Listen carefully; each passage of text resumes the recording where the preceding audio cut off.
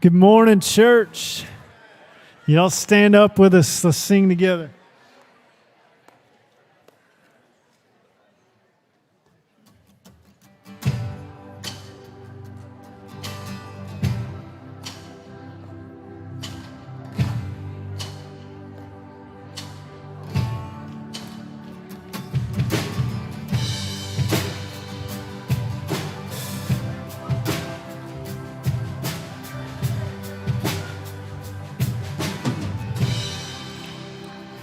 There is a stirring, there is a hunger. Lord, we are thirsty to drink from your well. Oh, hear the voices, shouts from your children. Jesus is risen.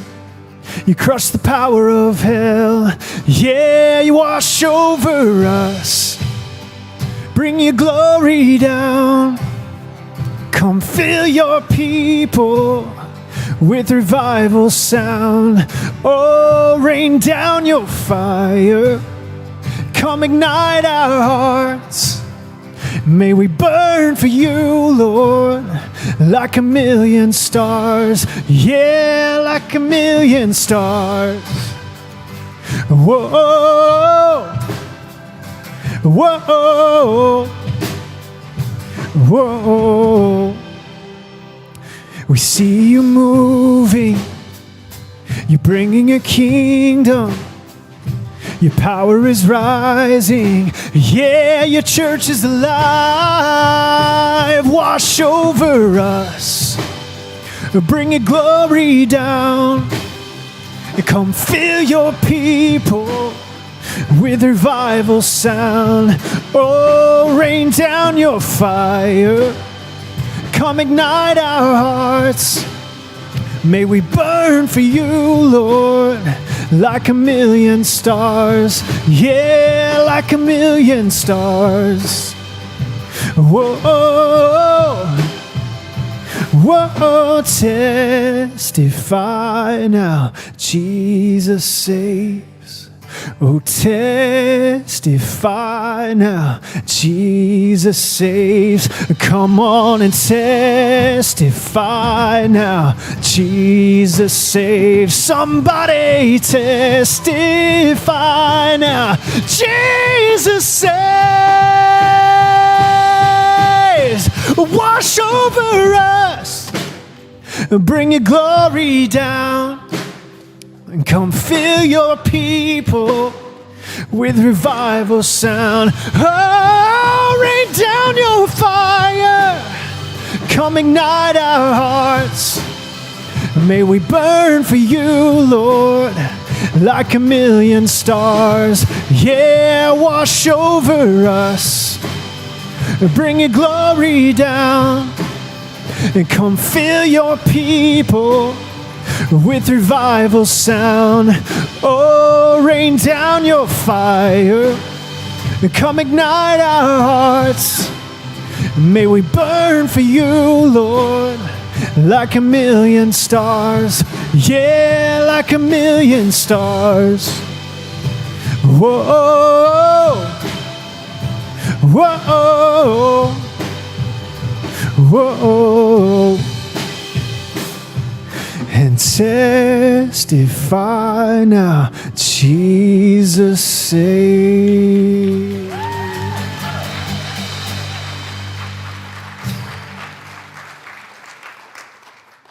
Amen.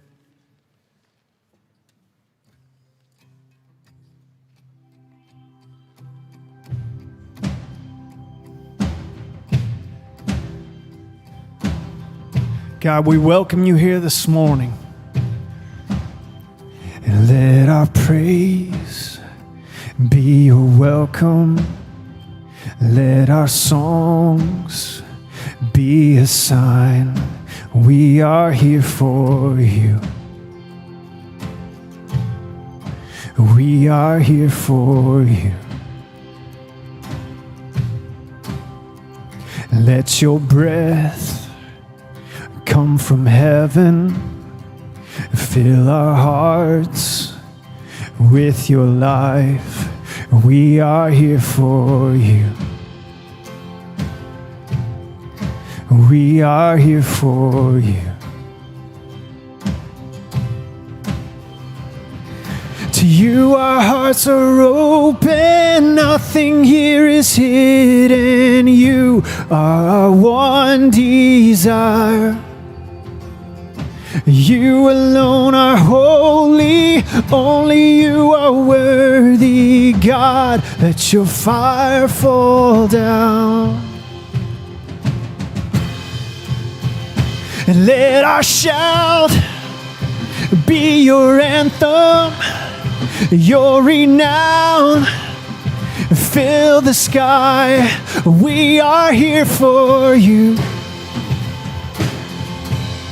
Yes, we are here for you. And let your word move in power. Let what's dead come to life, 'cause we are here for you. Yes, we are here for you. To you our hearts. To you our hearts are open, nothing here is hidden. You are our one desire. You alone are holy, only you are worthy. God, let your fire fall down. To you our hearts are open, nothing here is hidden. You are our one desire. You alone are holy, only you are worthy. God, let your fire fall down. Oh, come let your fire fall down. We're here for you, God.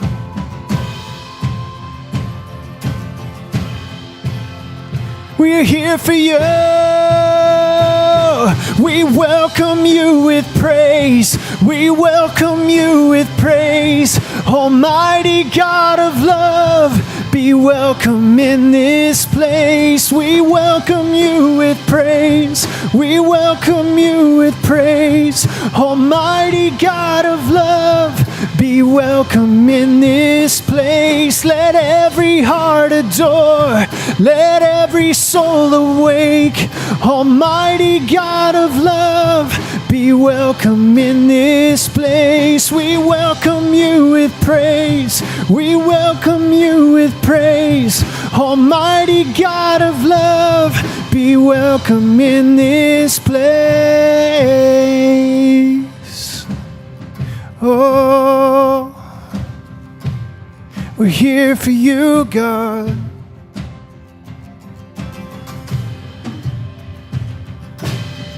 Sing, we welcome you with praise. Oh, we welcome you with praise. We welcome you with praise. Almighty God of love, be welcome in this place. We welcome you with praise. We welcome you with praise. Almighty God of love, be welcome in this place. Let every heart adore. Let every soul awake. Almighty God of love, be welcome in this place. We welcome you with praise. We welcome you with praise. Almighty God of love, be welcome in this place. Amen. Let's give him praise this morning. You guys can have a seat.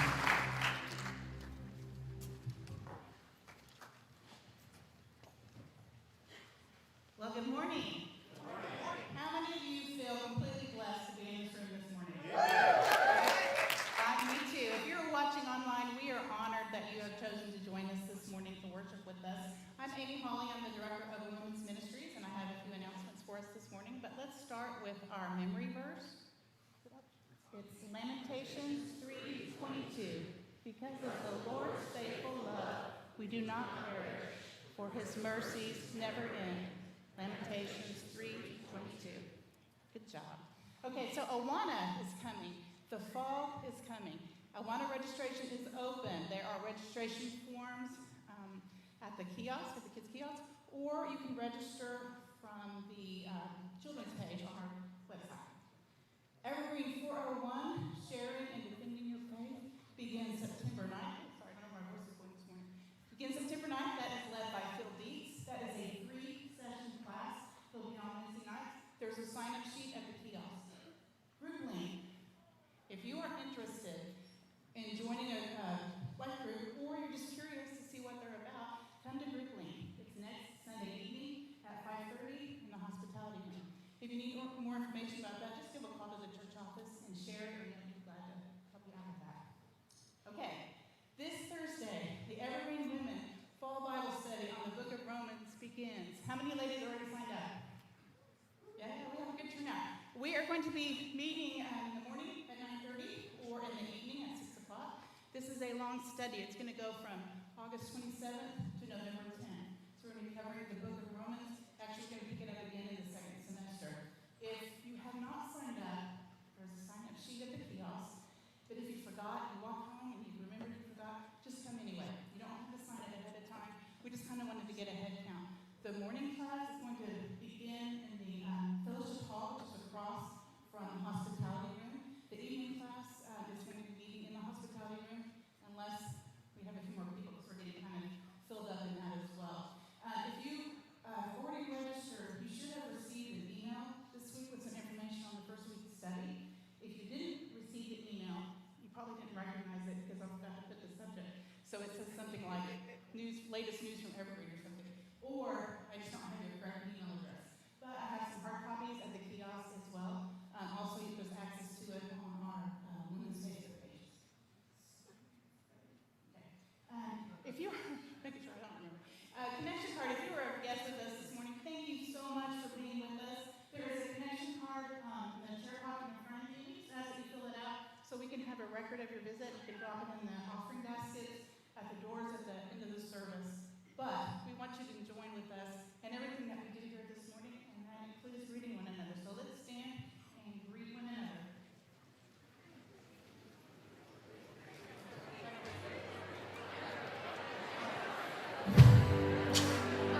I'll take it.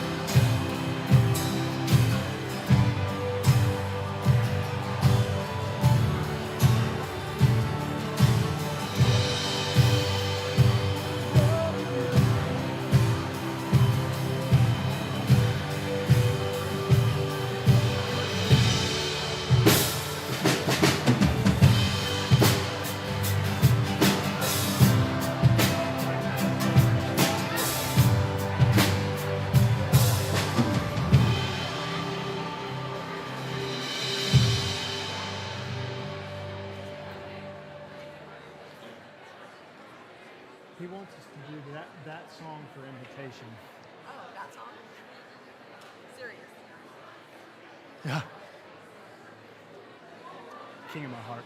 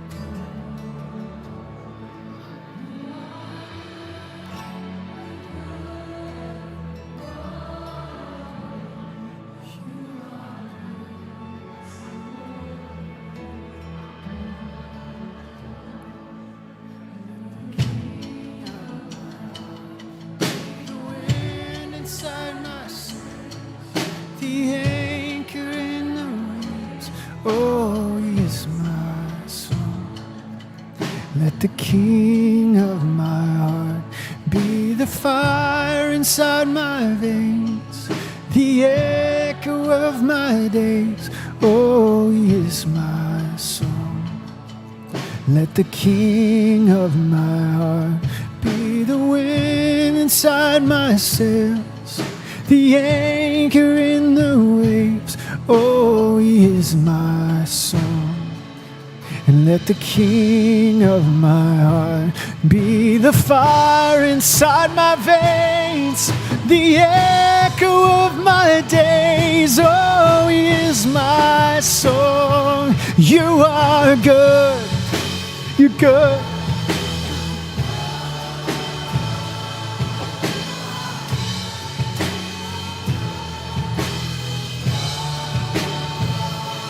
You are good. Good. Oh, you are good. Good. Oh, you're never gonna let me down, no. You're never gonna let me down. You're never gonna let me down, no. You're never gonna let me down. You're never gonna let me down, no. You're never gonna let me down. No, you won't. You're never gonna let me down. No, you're never gonna let me down. You are good, good. Whoa, you are good, good. Whoa, you are good. Good. Whoa, you are good. Good. Whoa. And you're never gonna let me down. You're never gonna let me down. No, you won't. You're never gonna let me down. You never fail. You're never gonna let me down. You are good, good. Oh, you are good. Oh, yes, you are good, good. Oh, you are good.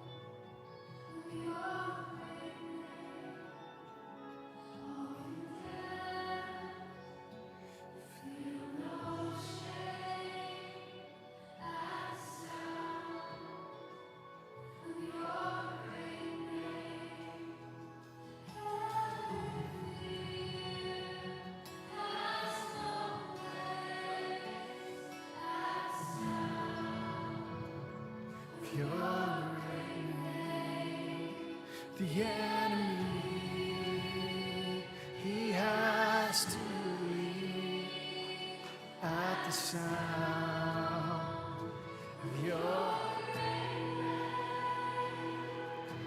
Jesus, worthy is the Lamb that was slain for us.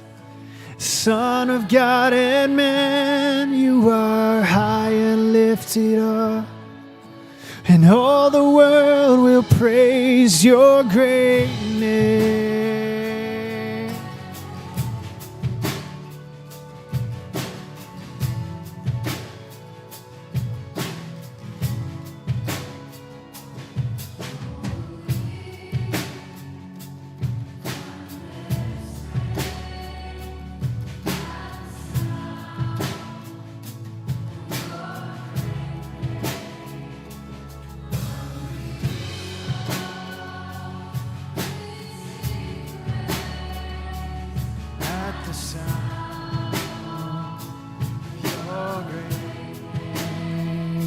The fatherless, they find their rest at the sound of your great name. The sick are healed, the dead are raised at the sound of your great name, Jesus. Worthy is the Lamb that was slain for us. Son of God and man, you are high and lifted up, and all the world will praise your great name.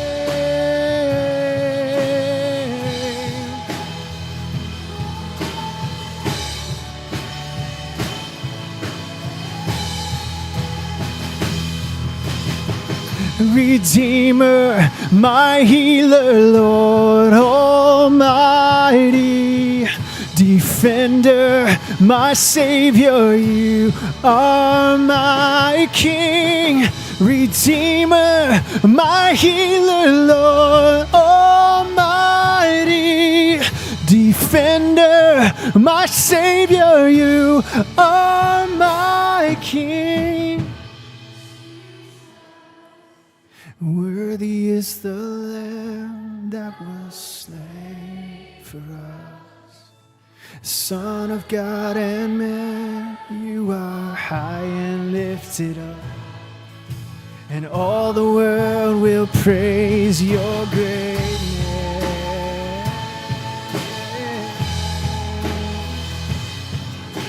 Slain for us. Son of God and man, you are high and lifted up, and all the world will praise your great name.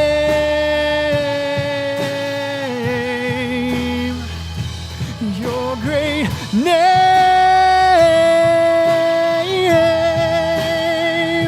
Your great name.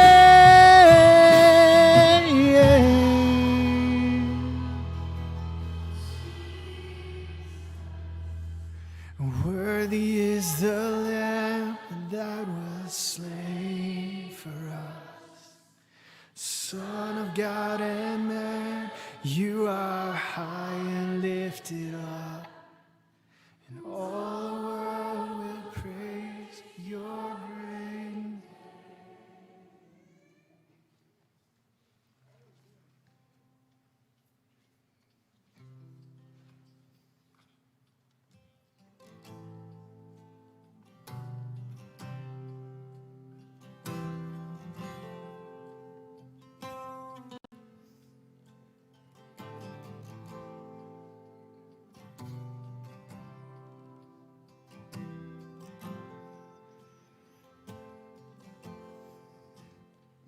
Out of the depths I cry to you.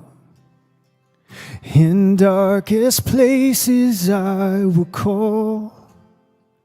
Incline your ear to me anew, and hear my cry for mercy, Lord.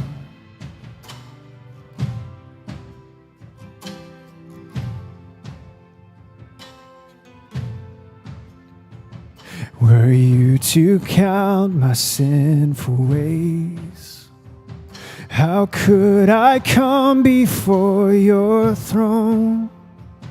Yet full forgiveness meets my gaze. I stand redeemed by grace alone.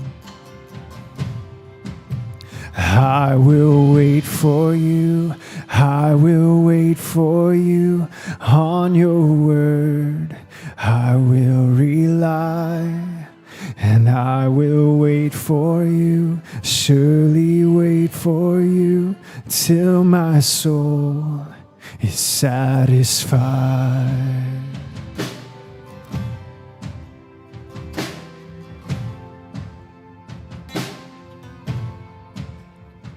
So put your hope in God alone.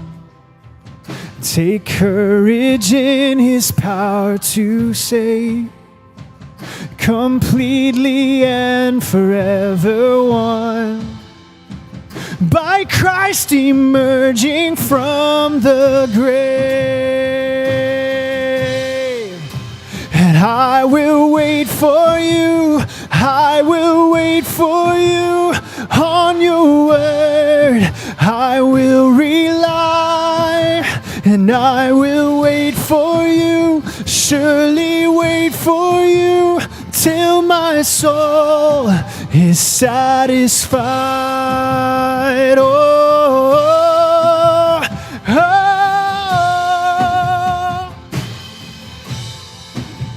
oh.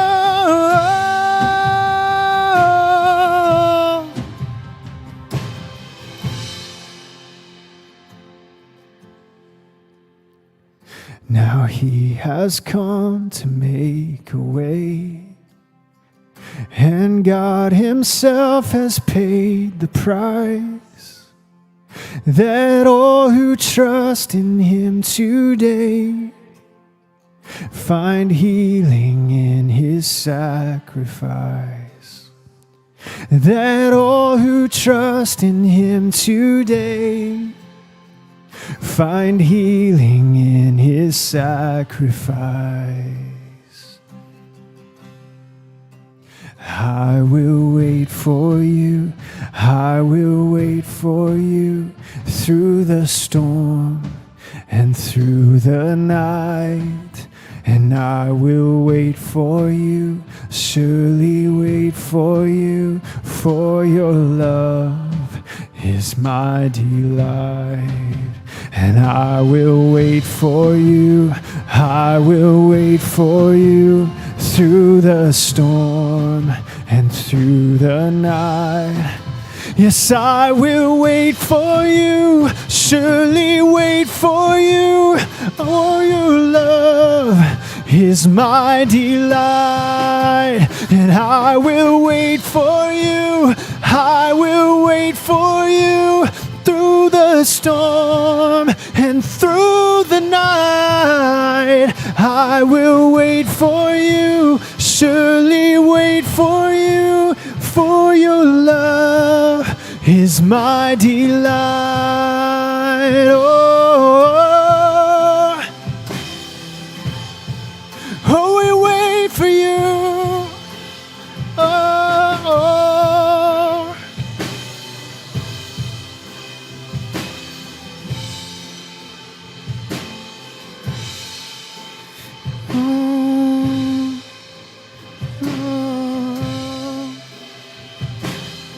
Sing, I will wait. I will wait for you.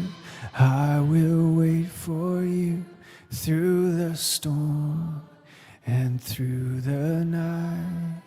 And I will wait for you, surely wait for you, for your love is my delight. One more time. And I will wait for you, I will wait for you, through the storm and through the night. Yes, I will wait for you, surely wait for you, for your love is my delight. God, teach us to wait. God, teach us to wait on you. God, right now, we wait here in your presence, Father. God, we thank you that you've given us another day, another opportunity to worship you with. God, Hebrews says that we can boldly approach your throne of grace. So, God, we do that this morning with our worship. We do that with our praise. God, I thank you for the people that make up this place called Evergreen. God, I thank you for what you're doing in this place, in these people. God, in my own life. And I just pray, God, for this church to be a force for your kingdom. God, we love you. It's in your name I pray. Amen.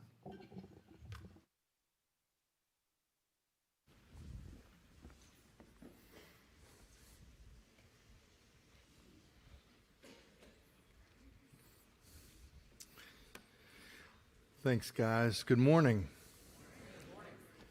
I appreciate you being here and being a part of worship. Man, it's already been good.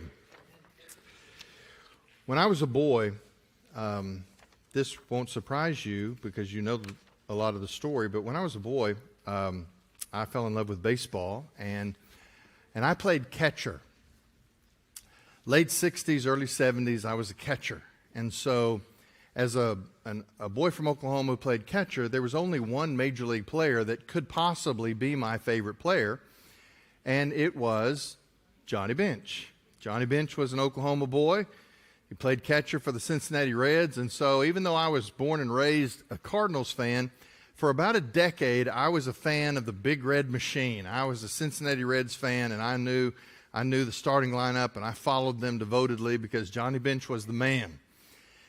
Well, have you ever had those opportunities in life where you just felt like you'd missed out? Over the last several years, most of the time that we've been a church, we've had as a habit for your pastors, we take an annual retreat, usually 3 days and 2 nights, and we go away and we pray and we strategize and we really seek the Lord and try and figure out, what He has for us, and we plan and just do lots of stuff. At the end of that third day, typically, on an annual basis, typically what we do is we just go out to eat somewhere. Usually, it depends on where we go. Several years ago, we were in Wagner County. We were at Camp Telecogi. We had reserved the space, and we had done 3 days of prayer and planning. And we got to the end of the third day, and normally what we do is go out to eat. And so everybody was going to drive over to Muskogee, and I don't know what place they were going to eat at, but they'd worked it all out. And for some reason, it was real unusual, but for some reason, I had something back in Tulsa that I had to be here for. And so I didn't get to go with the staff, and they all went and had this closing meal together, and I got in my car and I came back to Tulsa for whatever it was. Well, the next day I come to the office, and they reluctantly show me a picture. They've gone to eat at this restaurant. Here's the picture. They reluctantly show me a picture where they've taken a picture together with Johnny Bench.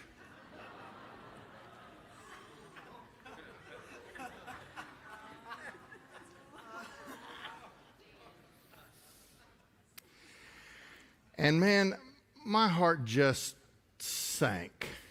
It's like, it couldn't have been any worse if I had had that original offer to invest in Walmart, back in the day. It was that kind of missed moment, and I was like, I can't believe Johnny Bench was at this restaurant, and they took a picture with him, and I was somewhere else. 2 days, I was just down in the dumps. Until they told me that was photoshopped.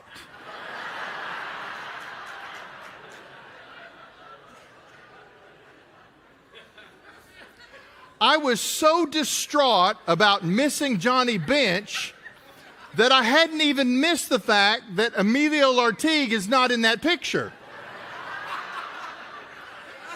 They put my hero's face on that Lartigue body.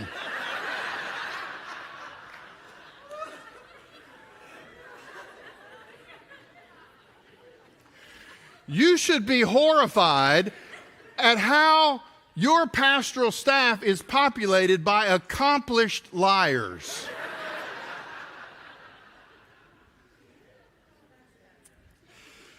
After a couple of days, they took pity on me and they just told me the truth, and I was like, but for 2 days, honestly, that feeling that you missed a once-in-a-lifetime moment, that's what I want to talk to you about today. We're in a series of lessons from the life of Moses, and we find ourselves in Numbers chapters 13 and 14 today. One of the saddest stories in the Bible. It's the story of Israel, a year after they left slavery in Egypt. A year of watching God provide supernaturally every morning with manna that settled on the ground like dew, water flowing from solid rock, quail flooding the camp so that all you had to do was pick up the exhausted birds off the ground for meat. God's provision in defeating Egypt, the most powerful nation on the earth, bringing Pharaoh, the sun god, to his knees by 10 plagues, the most powerful military on the planet, to escape through the sea, only to fold those waves back over an army and destroy it. A year of watching God provide, protect, nurture, guide, a pillar of cloud in the daytime, a pillar of fire at nighttime, telling them precisely when to start, when to stop, where to go. It was a year of instruction in the law. This is how I want you to build a nation. God was transforming a rabble of 2 million slaves and turning them into a nation of people who he could use to bring blessings to every nation on the planet in every generation for the rest of human history. It was the most extraordinary movement by God among a nation that the world had ever seen. Israel had that privilege. They got up every day and watched Moses with a face shining because he had been in the presence of God, bring them new instruction, new teaching, new understanding of how they were to live a life that would change human history. A year of transformation. The Promised Land. It's always been close. It was just over the horizon. It was just around the next mountain. It was just across the next river. Only now we find ourselves in Numbers chapter 13, only to find that the Promised Land is literally right there. For the first time, they were camped at a place where they could see it. Where that land, that was promised by God to Abraham, Isaac, and Jacob. That's our home. We've been wandering for a year. We were in slavery for 4 centuries. There's our home. We're right here.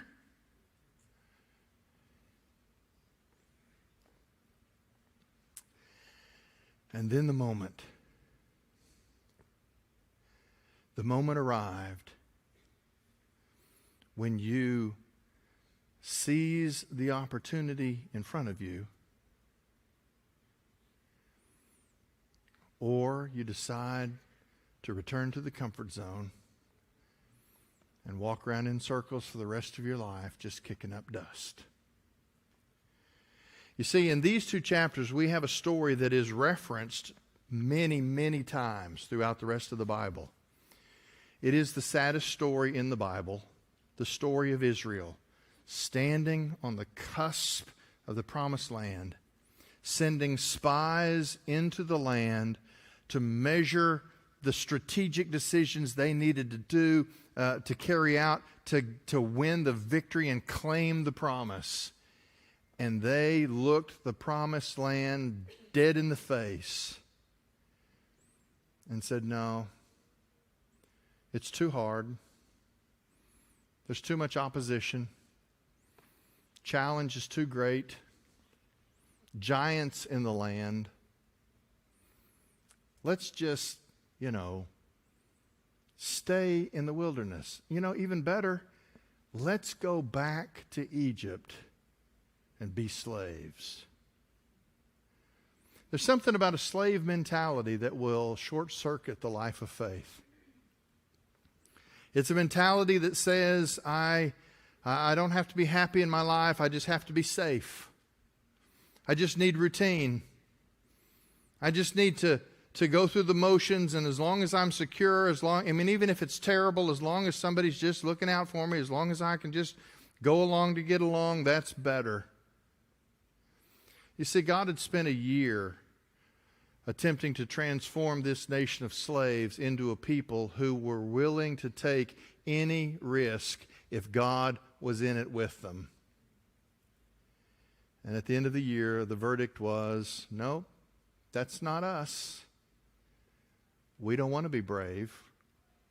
We don't want to have courage. We don't want to take the challenge. We want to go back to what was safe. This really is a depressing message. And I spent the week, honestly, asking God, how do I teach this lesson and not just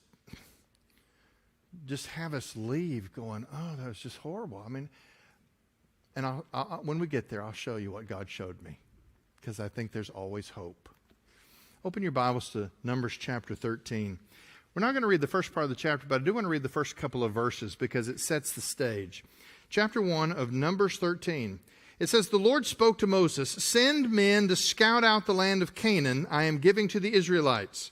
Send one man who is a leader among them from each of the ancestral tribes.'" Now, I heard a sermon years ago, and a preacher made the argument that Moses made a mistake by sending the spies into the land. But Numbers 13 tells us that he did it at God's direction. God said, take one recognized leader from each of the 12 tribes and send them out into the land. Now, God's plan was not to ruin the enthusiasm for the promised land. In fact, what God was doing was he was calling for a recognized leader from each of the tribes to go into the promised land, to come back with a realistic assessment of the challenges. That's part of it. Moses, as a good leader, wanted to be able to strategize their approach, and so he's trying to get the details of what's going on in the land. But God's plan was not to give them a challenge so overwhelming that they couldn't advance into the promised land.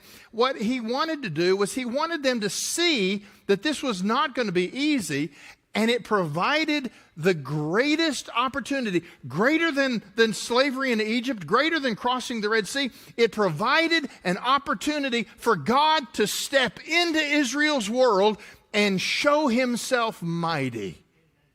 It was an opportunity. They needed to understand the challenge because it would help them see just how big their God was. That was the plan. Well, if you drop down a few verses in chapter 13, Moses is going to give instructions. Verse 17. "When Moses sent them to scout out the land of Canaan, he told them, 'Go up this way to the Negev, then go up into the hill country. See what the land is like, and whether the people who live there are strong or weak, few or many. Is the land they live in good or bad? Are the cities they live in encampments or fortifications? Is the land fertile or unproductive? Are there trees in it or not? Be courageous. Bring back some fruit from the land.'" Moses' instruction is, now, if you can look at the map in the back of your Bible, there's probably a map that has the route of the Exodus. What you'll see is at this point, they've left Egypt, they've wandered for a year or so in the desert. They are on the southern border of what will become their territory, the promised land. Now, looking across the border, what they can see is that it's still very similar in the south to where they've been. It's still wilderness, but not quite as harsh as what they've come to. But when you look at the map, what you see is that the promised land is bordered by two bodies of water, the Mediterranean Ocean on this side and the Jordan River that flows into and out of the Sea of Galilee on this side. Actually, from your perspective, it's this way. Okay, stick with me. Along the bodies of water on both sides, there are very green and fertile areas. Right down the middle of this promised land is a mountain range. What Moses is telling them is that he says, I want you to go in, start in the desert area in the south.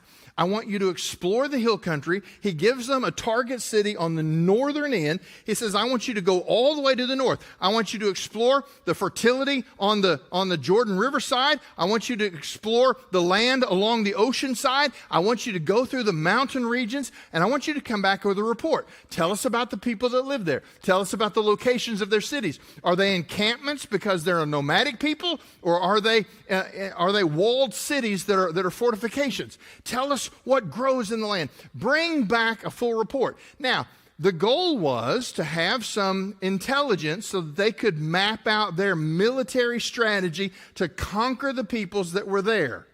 There were peoples that lived in the promised land.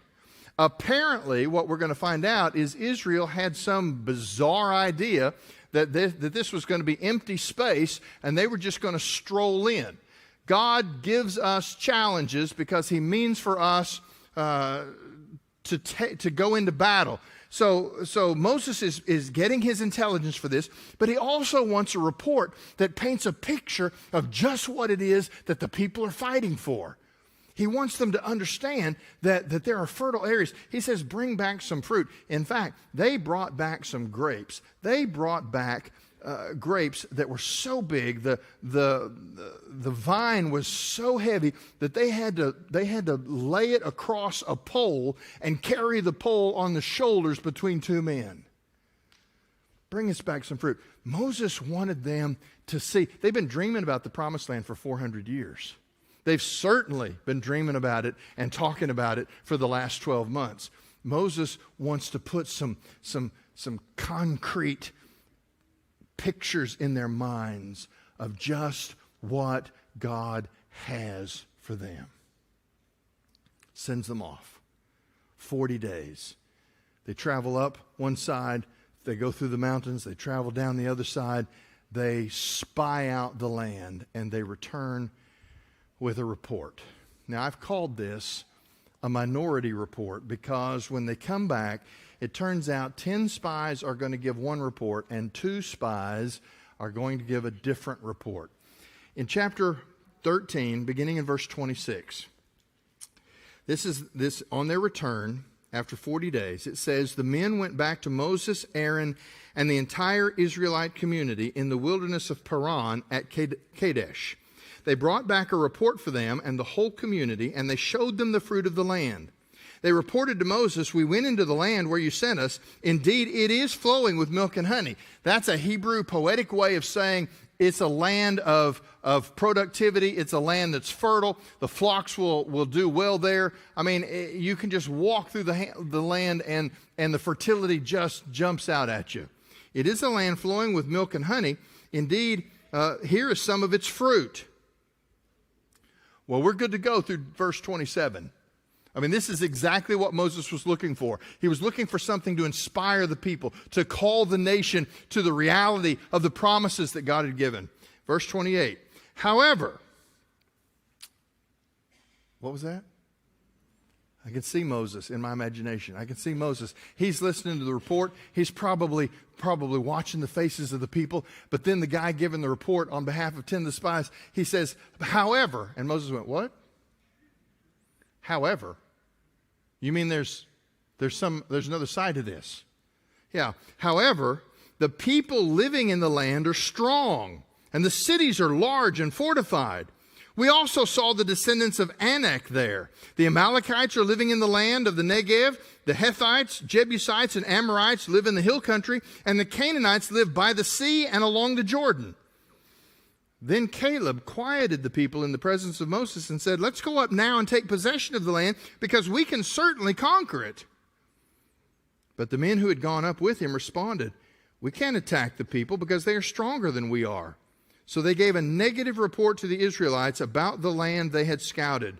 The land we passed through to explore is one that devours its inhabitants, and all the people we saw in it are men of great size. We even saw the Nephilim there, the descendants of Anak, come from the Nephilim. To ourselves we seemed like grasshoppers, and we must have seen the same to them. Now, let me lay this out for you. I've put this in two terms. I've called it a vision of giants versus a vision of God, and also a venture of folly versus a venture of faith. Here's what I want you to think about this. These spies go into the land, and they come back with this report. Man, it is a great place. It is fertile, productive. There's fruit everywhere, a land flowing with milk and honey. But the people, man, they are tough. They are strong. They are mighty. They live in well-fortified cities. In fact, some of them seem to be the descendants of Anak, who comes from the Nephilim. Now, we're not going to go far into that, but let me just tell you, Nephilim is a term that shows up in the early chapters of Genesis, and it really means the men of great renown. In mythology, sometimes we talk about titans. Men who were just a race a head above everybody else. They did great things. That's this word Nephilim. It means the ancient ones who were men of great renown, men of stature and power and influence. Well, they looked at these Canaanites and they said they're descended from those giants, men of great renown. They're saying, these people are so farther advanced than we are. I mean, we live in tents. We wander around the desert. They have walled cities. They have armies. They have defenses. There are giant problems in the land. They're descended from great men of the past. We can't do what you're asking us to do. I love this. The last verse of this chapter. It says, to ourselves, we seemed like grasshoppers. Now, that's a very interesting comment. Because what that tells me is that these spies, notice God hasn't shown up in chapter 13 after the first verse, where he gives instructions to send out the spies. God doesn't seem to play any part in this story through the rest of chapter 13.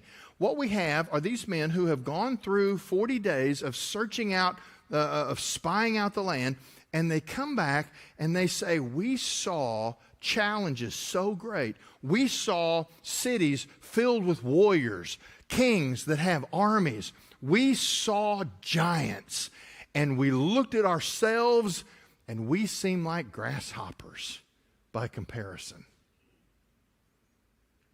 What's even more interesting is the next phrase.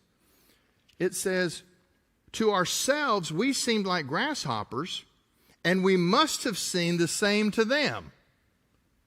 Now, what I find interesting about that is they're assuming that the enemy is going to see them the same way they see themselves, as not a threat, inadequate, not up to the challenge. We saw ourselves and we seemed like grasshoppers, and we must have seemed that way to them.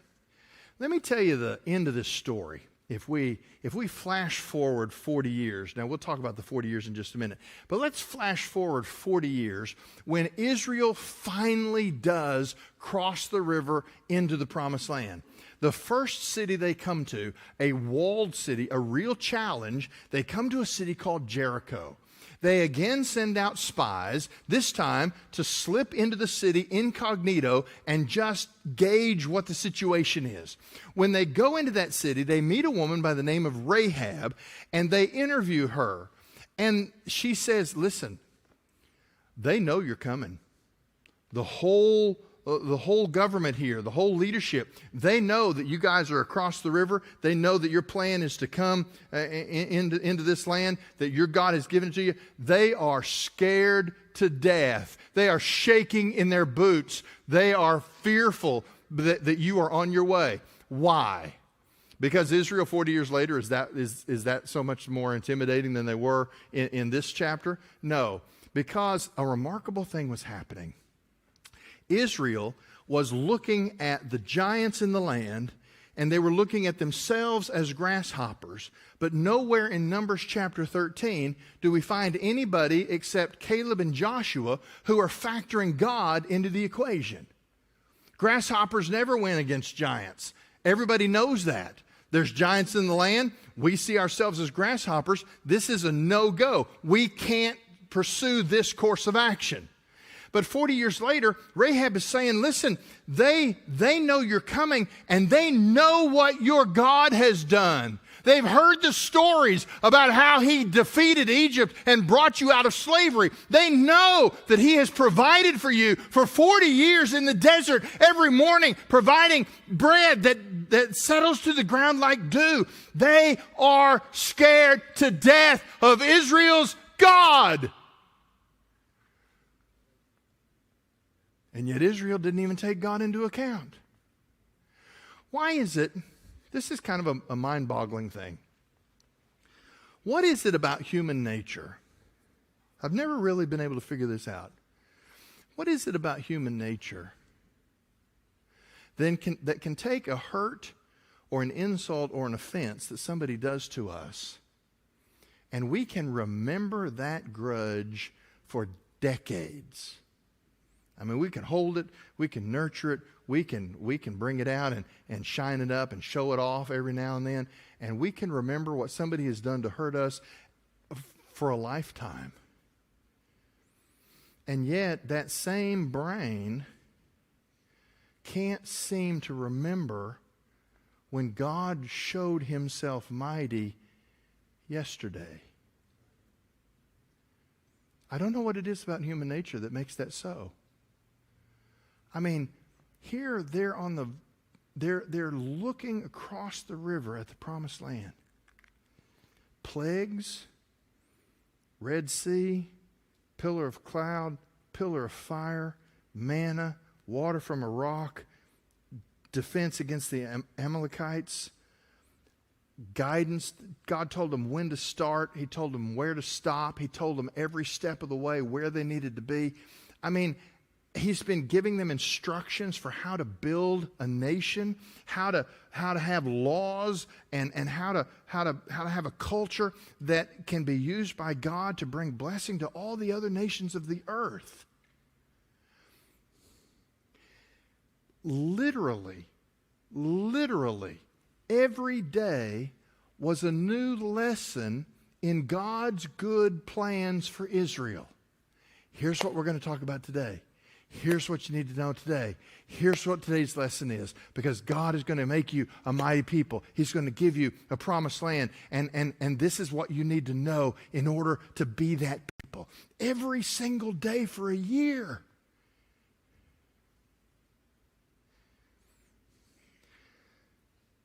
And they get this report from these leaders. And the report doesn't put God in the equation at all. Well, there is Caleb. Use your sanctified imagination. The report is unfolding, and the people are listening, and they're starting to whisper. And the whisper is turning into a little bit of an uprising. Wow, they say there's giants. Did they say giants? Yeah, giants. Giants in the land. They said the land is nice, but their cities have walls. We live in tents. They live in walled cities. They have armies. They have kings. They have giants. In verse 30, it says, then Caleb quieted the people in the presence of Moses. He said, whoa, settle. Let's go up now and take possession of the land because we can certainly conquer it. Why? Because Caleb is the only one giving a report that day that says, you left out the most important factor. Our secret weapon is a God named Yahweh. I am who I am. Let's get on with it. He promised the land to us. He's led us to this place. Let's go do it. Nope. No, that was the minority report, but look at the majority rebellion. Chapter 14. Then the whole community broke into loud cries, and the people wept that night. All the Israelites complained about Moses and Aaron, and the whole community told them, if only we had died in the land of Egypt, or if only we had died in this wilderness. Why is the Lord bringing us into this land to die by the sword? Our wives and children will become plunder. Wouldn't it be better for us to just go back to Egypt? So they said to one another, let's appoint a leader and go back to Egypt. Oh man, let's talk about this. Talk about choosing the past. They are looking at giants in the land. Let's ignore the fact that they've had a year of tutoring directly from God through Moses. Let's set aside everything they've supposedly learned. Let's set aside the miracles that they've all observed. And let's just look at exactly what they're saying. We can't go into the promised land. We're going to die by the sword. Our women and children are going to become plunder to these wicked tribes that live in the land. We should just go back to Egypt. Now, how did that play out in their minds? Let's turn tail. Let's march back through the desert. You remember how hard it was coming through? Let's do it again. It'll be easy. Let's go back through the desert. Let's go back to the land of Goshen. We'll just show up at the palace of Pharaoh and say, knock, knock. Just kidding. We're good to go. You need some bricks? We're here. Accomplished brick makers. We still remember how to do it. I mean, what was the plan? Maybe we should just stay in the wilderness. Don't you remember how much they grumbled about the wilderness for a year? I mean, that was one of their problems. They were miserable in the wilderness. Isn't it fascinating how we would rather live in the misery of a bad comfort zone than take the risk of great things that might be hard that are in our future? Well, we're going to die by the sword. Okay, I seem to recall you were complaining about dying of thirst and starvation in the wilderness. Seems to me like I remember you complaining about dying from the assault of the Egyptians as they treated you as slaves. I mean, everybody's going to die. But somehow dying in my mediocre past comfort zone seems better than risking for a future based on the promises of God. I mean, it's bizarre. It's bizarre. They not only say we should just turn around and go back, we could die in Egypt, we could die in the wilderness. That'd be better than dying in the promised land. Really? Really? Dying and not doing anything is better than dying in the process of doing something great? So they said to one another, let's appoint a leader and go back to Egypt. It's all Moses' fault. We got to get rid of that guy. Israel is announcing a recall election for Moses. Only they forgot that he wasn't elected, he was appointed. Well, if I'm Moses, I'm telling you, through this whole story, if I'm Moses, I'm taking that staff of God and I'm cracking skulls. I mean, I'm just fed up with a people who will not follow, a people who will not trust, a people who will not live by faith. And this is why God chose Moses and he didn't pick me. Because Moses, the greatest prayer warrior of the Old Testament, this is his response. Then Moses and Aaron fell face down in front of the whole assembly of the Israelite community. Joshua, son of Nun, and Caleb, son of Jephunneh, were among those who scouted out the land. They tore their clothes and said to the entire Israelite community, the land we passed through and explored is an extremely good land. If the Lord is pleased with us, he will bring us into this land, a land flowing with milk and honey, and give it to us. Only don't rebel against the Lord. Don't be afraid of the people of the land, for we will devour them. Their protection has been removed from them, and the Lord is with us. Don't be afraid. All right, let's make some application. For this moment in time, Israel has become a mob. The decisions are being made by the mob. The direction of the nation is being determined by the mob. The mob is threatening violence against anybody who holds a different opinion. Anything here starting to sound familiar?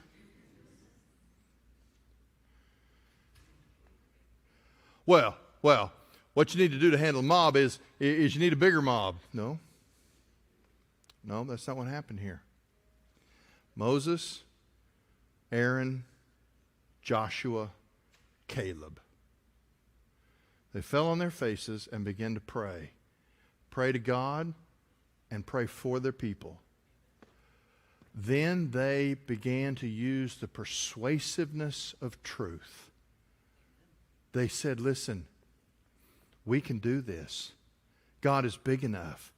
It's based on the promises that He gave us in His Word. We can do this. I think that in 2020, we are approaching, really more than any time in my lifetime, we are approaching a season when the mob will try to set the direction for the country and determine what is what. Our response is not a bigger mob.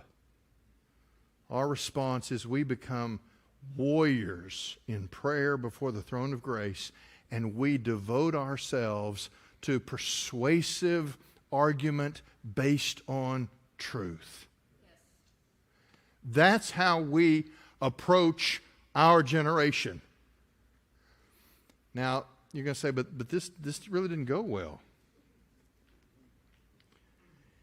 It says that they were talking, they were trying to explain, they were praying, they were using truth to try and sway the mob, but mobs have a mentality all their own. They're hard to reason with.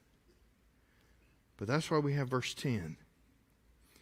While the whole community threatened to stone them, that is, the mob has resorted to violence to get these leaders out of the way so they can do what they want to do. While the whole community threatened to stone them, the glory of the Lord appeared to all the Israelites at the tent of meeting. Here's the thing, folks. If we look at the circumstances in 2020, and we see that the culture is moving in a hostile direction toward the church, we see that the values that we hold dear are not preserved and protected by those who are in power. We see that the mob seems to be setting the agenda and determining the tone of civil discourse. We're going to rely on prayer and persuasion. But there's a real good chance that even at that moment, the mob will be unpersuaded. They'll be undeterred in their plans for us. But here's the thing. If we approach our circumstances in 2020 without factoring the living God into the equation, how are we ultimately any different from the mob? You see, Moses and Aaron and Joshua and Caleb, 4 against 2 million. And guess what? God showed up. The glory of the Lord made Himself known. He appeared. Why? He's going to correct Israel for one thing, but He's also going to stand in defense of those who have been faithful on the right side of things. We've got churches right now who have decided, because I've talked to these pastors. I've tried to persuade, and it breaks my heart. I've had conversations, and I have been told, we are just going to go along to get along. We are going to do our church services. We're going to just do our ministries. I'm going to take care of my people. I'm going to shepherd my flock. And we're just going to let the world go to hell in a handbasket. And here's what I've tried to tell those pastors. You can do that for a while. You can just keep your head down. You can fly under the radar. You can just try and do church. You can just try and kind of keep the routine that you've always had. You can come on Sundays and you can do your normal stuff. And what's going to happen is they'll leave you alone for a while because you're not high on the list of threats. But you see, the thing about the mob is they will never tolerate anybody who doesn't agree with what they say. They will eventually come for everybody. So, keep your head down. Just go along to get along. That'll work for a while. It seems to me, though, that it's kind of like the people who wanted to just sort of go back into the wilderness and wander around. In essence, they're choosing a mediocre past instead of risking an awesome future. Well, here's what God had to say when he stepped into the equation. In verse 11, the Lord said to Moses, "How long will these people despise me? How long will they not trust in me despite all the signs I've performed among them? I will strike them with a plague and destroy them. Then I will make you into a greater and mightier nation than they are." We've been here before. God says, I just don't have time for this. I've got a world to change. I've got human history to unfold. I have plans for redemption for mankind. I'm going to get on with stuff. I'll just put these people aside. Moses, I'll make you a new Abraham. I'll raise up a new nation. I'll start fresh with you. Now, we know that God is not ultimately going to set Israel aside because he's given his word. But he's speaking to Moses again, I think, to put Moses in a situation, to put Moses in a place where he can pray this prayer. Moses replied to the Lord, "The Egyptians will hear about it, for by your strength you brought up this people from them. They will tell it to the inhabitants of this land. They have heard that you, Lord, are among these people, how you, Lord, are seen face to face, how your cloud stands over them, and how you go before them in a pillar of cloud by day and in a pillar of fire by night. If you kill this people with a single blow, the nations that have heard of your fame will declare, since the Lord wasn't able to bring this people into the land he swore to give them, he has slaughtered them in the wilderness." He says, listen, these people have no idea who you really are, but here's what they're going to think. If you wipe out Israel, they're going to think that you weren't able to bring them into the land you promised, and so you just wiped them out to eliminate your disaster. Isn't it fascinating how the pagans looked at God and they would have said God wasn't strong enough to bring Israel into the promised land, rather than looking at Israel and saying Israel was too stubborn to be used by God to take the promised land. It's because pagans always assume that the people are right and the God must be at fault. But Moses is aware that that's how they think. He said, you can't destroy Israel, not because of Israel. Israel is a nation of idiots. That's a paraphrase. But what's at stake here, God, is your glory among the nations. That's what's at stake. And because of that, you can't do it.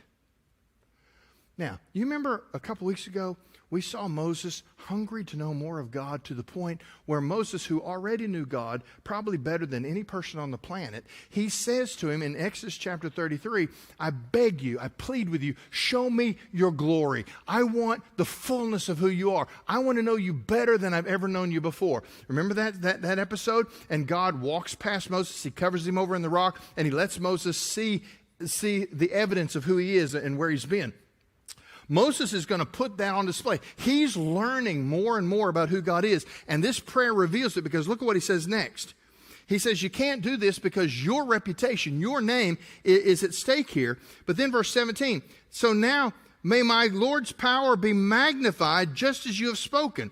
The Lord is slow to anger and abounding in faithful love, forgiving iniquity and rebellion. He says, I now know you so well that I know that mercy and grace and love are your default settings. I know that it's your nature to move toward forgiveness, to make a way so that you can give mercy. I know that judgment and wrath, that is always your last resort. It is not what you default to. And so, for the glory of your name, and because grace and mercy is your nature, I'm asking you to forgive this rebellious people. What if we, and I hate to even say this, because it punches me right in the face. What if we prayed for God's activity in the lives of the mob?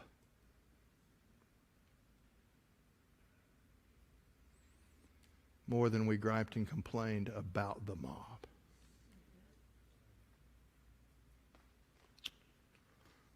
Wow.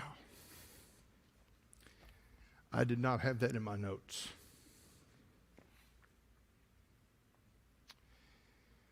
Again, if I'm Moses in this story, I'm saying, you're right. Let you and me, God, let's go somewhere. Bring Aaron if you want. He's kind of on the edge.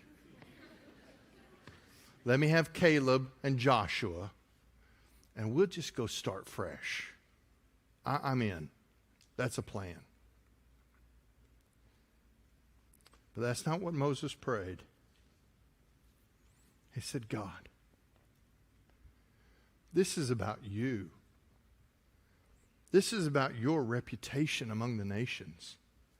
This is about your nature. Do you realize that the political opponents that I get so bent out of shape about,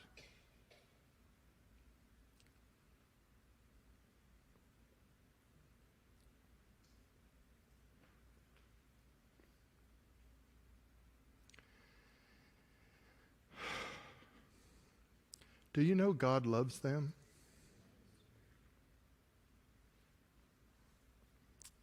Because I don't.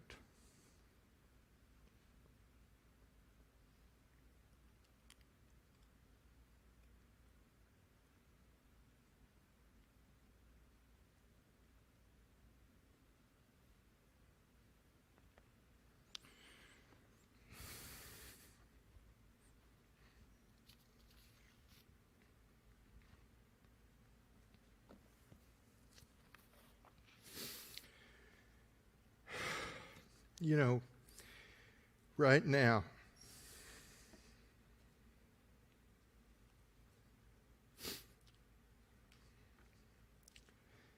I feel pretty disqualified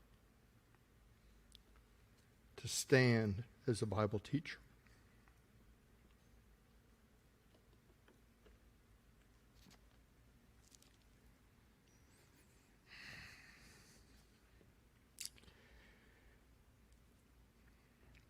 Look at what God said here. Moses prayed for forgiveness. He's prayed for pardon. And in verse 20, the Lord responded, I have pardoned them as you requested. Wow. The prayer of a righteous man really does make a difference. Verse 21, yet as surely as I live, this is God, and as the whole earth is filled with the Lord's glory, none of the men who have seen my glory and the signs I performed in Egypt and in the wilderness, and have tested me these 10 times and did not obey me, none of these will ever see the land I swore to give their fathers. None of those who have despised me will see it. But since my servant Caleb has a different spirit and has remained loyal to me, I will bring him into the land where he has gone, and his descendants will inherit it. Since the Amalekites and Canaanites are living in the lowlands, turn back tomorrow and head for the wilderness in the direction of the Red Sea. Can you think, after a year of wandering in the wilderness, can you think of a more devastating statement from God than turn around tomorrow and go back the way you came? I mean, the promised land is no longer beyond the horizon. It's right there.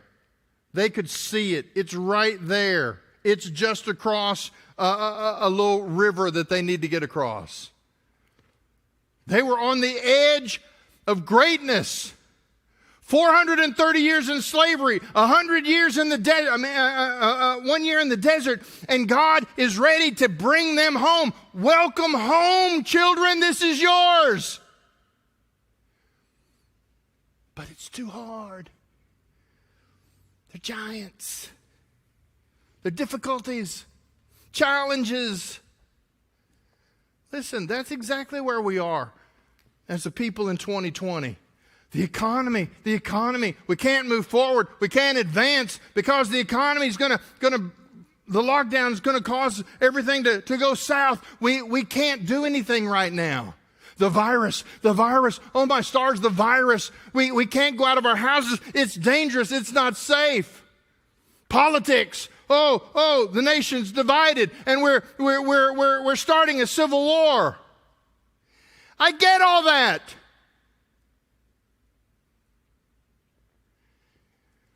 But it's only overwhelming when we forget to bring God into the equation.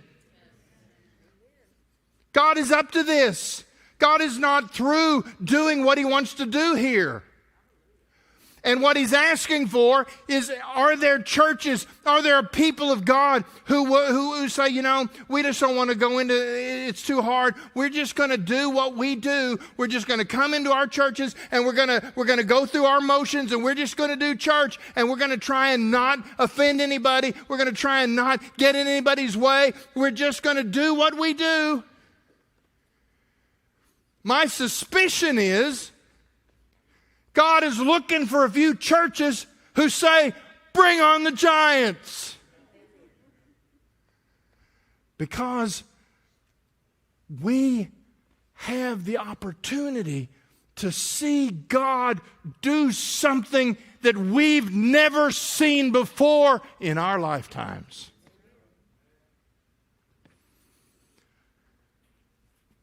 I can't wander around in the wilderness. I can't be that kind of pastor. I can't lead that kind of church. You say, well, they're going to be hostile to Christianity. Sure they are. Been hostile to Christianity for 2,000 years, and we're still here. What is this thing that churches in America are afraid of? Well, they're going to shut us down. Never have before. Never been able to. Roman Empire was pretty good at it. They were cutting off the heads of pastors. They were burning church members at the stake. Guess what? The church grew in the centuries of the Roman Empire's persecution. The theologians used to tell us that it was the blood of the martyrs that was the seed of the church. So what's the issue here? We don't want to be uncomfortable. We don't want to face the challenges of a culture that opposes our God. Here's what God said. I'm going to let this entire generation, their corpses will fall in the wilderness. You realize what God did here? He gave the mob exactly what they wanted. The judgment of God was, he looked at Israel. They're saying, we should just die in the wilderness. That's better than dying in the promised land. We should have died in Egypt. God looks at them and says, your will be done. Now turn around and spend the next 40 years, 1 year for each day that you searched out the land. You know what a wilderness mentality is? It's walking around in circles, kicking up dust. And we got churches living with a slave mentality. We've got churches living with a wilderness mentality.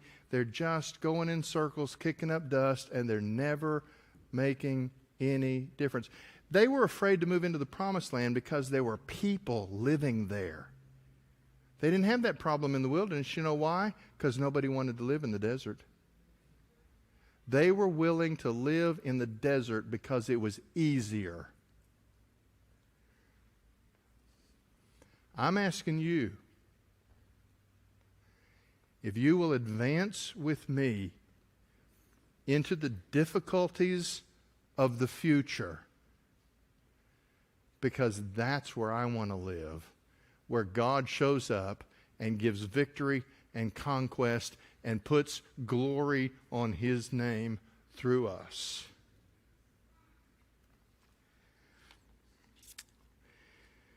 Well, He judges the spies. The 10 spies are executed. Verse 38 says, only Joshua son of Nun and Caleb son of Jephunneh remained alive of those men who went out to scout the land. Now here's what happened. Here's where Israel realizes their missed opportunity. Verse 39, when Moses reported these words to all the Israelites, the people were overcome with grief. They got up early the next morning and went up the ridge of the hill country, saying, let's go to the place the Lord promised, for we were wrong.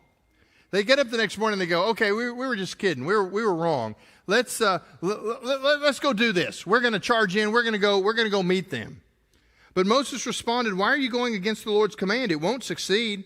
Don't go, because the Lord is not among you, and you will not be defeated by your enemies. You say, but wait, they're trying to take the promised land. They're on board now. No, they're still trying to do things their way. There's no success in a hard future that's ahead of us unless we do it God's way. The Amalekites and Canaanites are right in front of you, and you will fall by the sword. The Lord won't be with you since you've turned from following Him. But they dared to go up to the ridge of the hill country, even though the ark of the Lord's covenant and Moses did not leave the camp. Then the Amalekites and Canaanites who lived in that part of the hill country came down, attacked them, and routed them as far as Hormah. Israel cannot figure out that they can't do one thing without God. And they just keep trying. Now, I told you, I spent this week just in prayer, saying, Lord, this is the lousiest story in the whole Bible. I mean, we can't walk out of here. We can't walk out of here on Sunday just going, oh, man, that was terrible. That was terrible. Future looks bad. Wilderness experience coming. Do you know what was happening before this little episode with the spies? Book of Leviticus. Book of Leviticus and the first 10 chapters of Numbers is the record of the teachings of the law. God was giving them instruction day by day through Moses of what things were going to be like when He gave them the promised land. Day by day, learning how to live the life that God had in store for them. Here's what God showed me this week that gave me some encouragement. He said, you just haven't read far enough. I read to the end of chapter 14. He said, you haven't read far enough. So this is what I want you to see in chapter 15. The Lord instructed Moses, speak to the Israelites and tell them, when you enter the land I am giving you to settle in, and you make a fire offering. Now, I'm not going to read all these verses, but if you want to just scan this chapter, this entire chapter 15 is laws about offerings once they're in the promised land. Two things I want you to notice. He doesn't say, tell the Israelites this, if you enter the land, or possibly if we can work it out, or if you ever get on board. He says, when you enter the land. What that tells me is that this was a blip on the screen as far as God was concerned. His plans, His purposes are not going to be frustrated. They're not going to be set aside. He's still putting a nation in the land of promise, and He's going to raise them up because redemption, and the whole world is going to be changed by that. When you groans for a chapter about the laws, the details of the offering sacrifices. Now, I'm sorry if I sound like that's not my favorite part of the Bible, but it's not my favorite part of the Bible. But here's the good news. All the book of Leviticus, the first 10 chapters of Numbers, now we have this. Israel sets themselves. They lose their historical moment. They missed their opportunity. That generation is unusable to God. But in chapter 15, he goes right back to instruction. He goes right back to teaching. He goes right back to mapping out the details of his plans. Why? Caleb's going to get to go in the promised land. Joshua's going to get to go in the promised land. What that tells me is that God's plans for the future of this nation, for the future of this generation, his plans are not going to be frustrated by the mob. It's not going to be frustrated by political parties. It's not going to be frustrated by anything that happens or doesn't happen in this country. God is going to get his way. What it comes down to is we can either choose to fly under the radar and try not to offend anybody, and we can leave our corpses in the wilderness, or we can charge ahead and God will do what he's going to do and we can get in on it. I don't know about you, but as for me and my house, we will serve the Lord. That's our call. Not to be a church that just goes through the motions and pretends like what's happening in the world around us doesn't matter. We're going to be prayer warriors before the throne of grace. We're going to become adept, equipped at persuasively speaking truth to people. We are going to be faithful to stand against the giants that come at us. We are going to speak before the mob knowing that God can show up and save us at any moment he chooses. But even if he doesn't, we're going to be on the right side of eternity by the way we live our lives. You need to know Jesus Christ. You need to know him in a personal relationship. It is not enough for you to just be a part of a church, to just attend, to just be in the crowd, because when push comes to shove, it's going to be the people who have the reality of Christ in their lives that will have the courage and the strength to stand against the mob. Do you have that? Do you have a personal relationship with God through the work of Christ in your life? Maybe you need to be a member of a church, not just an attender, not just an observer. Maybe you need to stand shoulder to shoulder and be accountable so that we can move into the future together, building each other up. Are you in a life group? Are you sharing life together with other believers? Maybe you just need to come and kneel before the throne of grace and say, I'm settling the issue of my loyalty. See, I love that verse where God said, but my servant Caleb, he had a different spirit and he remained loyal to me. Have you settled the issue of loyalty? You know, when they come and they knock on our door, it's not at that moment that we can decide what our testimony is going to be. The decision of our testimony has to already be made in advance. We have to already know the answer. Do you believe in Jesus Christ? Are you a follower of Jesus Christ? You can't decide in that moment. That has to already be decided. I have to give the answer that goes all the way to the core of my existence. I have to have that already settled. Are you there? I don't know what the future is going to bring. I know what eternity is going to bring.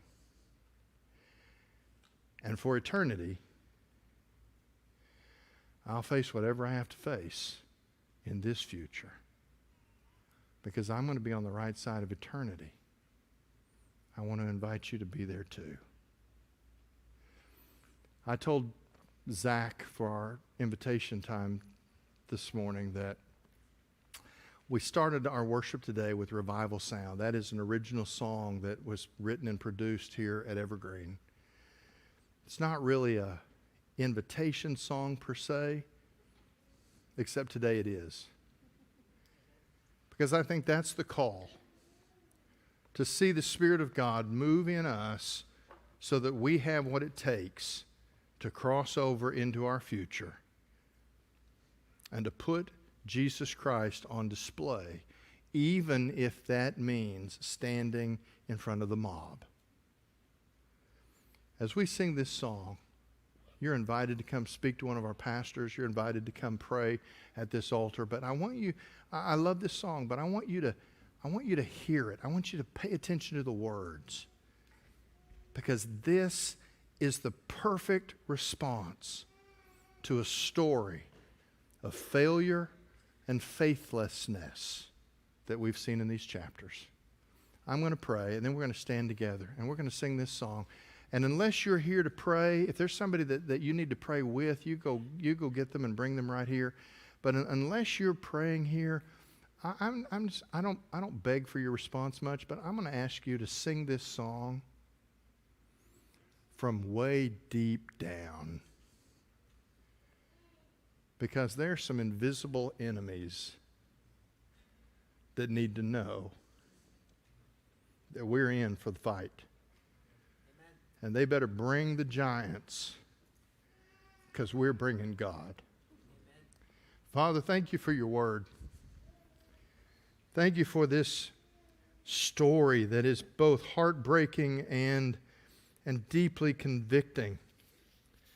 Lord, in this place called Evergreen, may these people be a people who have settled all issues of loyalty, have determined to give themselves wholeheartedly to the cause. Father, may you find pleasure and satisfaction in the hearts of those who are in this place. Lord, hear the sound of our voices as we raise them in battle. Move in the hearts of your people. Father, give us courage and teach us to stand. Lord, may this church be a place that doesn't hide in the wilderness, but that marches in conquest and victory. This is our prayer in Jesus' name. Amen. Stand with me while we sing.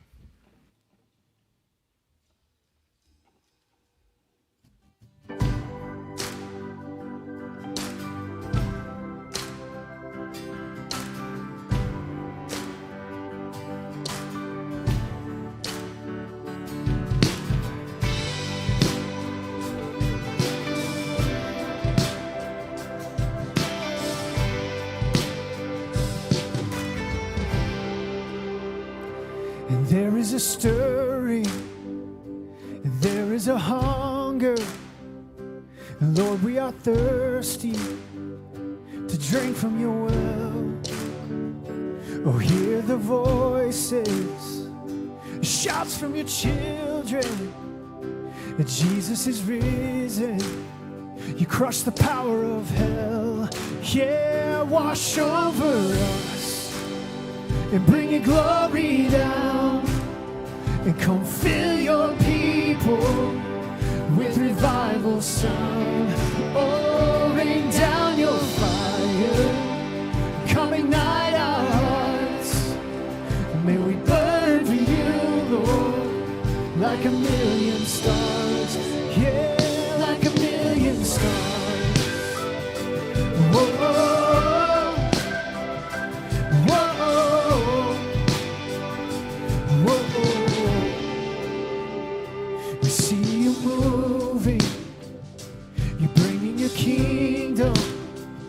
Your power is rising. Yeah, your church is alive. Wash over us, bring your glory down, and come fill your people with revival sound. Oh, rain down your fire, and come ignite our hearts, and may we burn for you, Lord, like a million stars.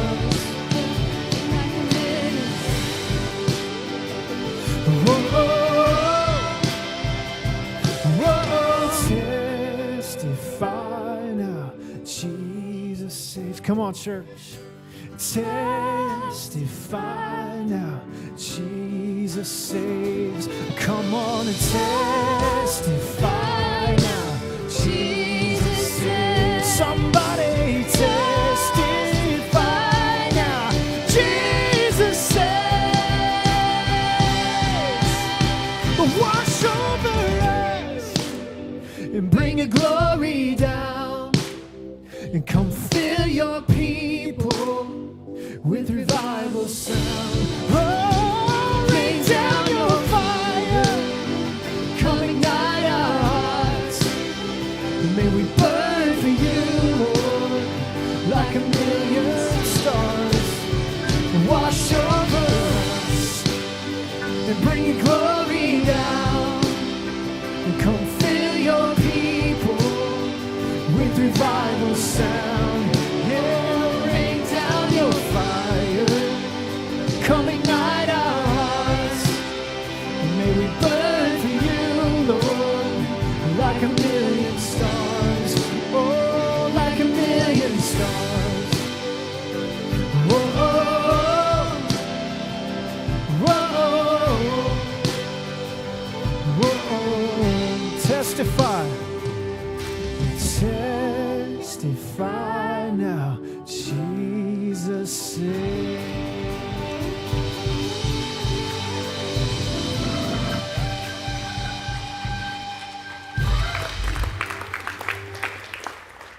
May the people who are called Evergreen go out and testify now that Jesus saves. In his name, amen.